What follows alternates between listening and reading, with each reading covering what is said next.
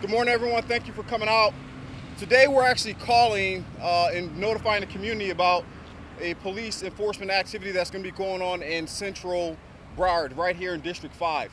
You know, over the last few months, we have been focused on doing as much as we can to educate the community on doing the things that are important related to COVID-19, from social distancing to wearing masks to doing the things to help mitigate this virus from spreading throughout Broward County. And we've had people comply. We've gone out into our communities, both at the business district level and within our residential communities, and provided warnings. But some of these warnings are not good enough. We've seen, although we've been able to help reduce some of the arrests that's been occurring in the county, cutting down the influx of the incarceration rates in our prisons. I think we're down about 66% capacity right now, was as low as 63%.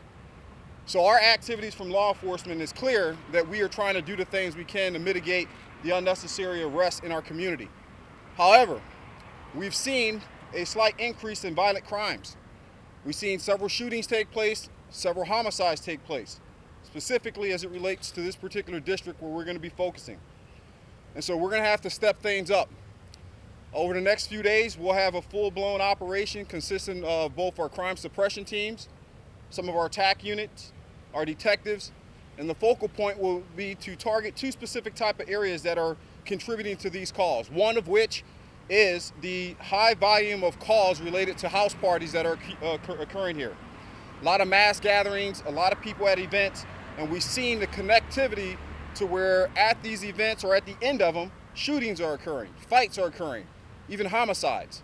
The second type of call for service that is contributing to this increase in violent crimes is related to these rolling car groups, these rolling car shows, where they are strategically planning events out within our districts to come out and enjoy themselves in large gatherings. And then again, the byproduct has been some form of violence, shootings, fights, etc.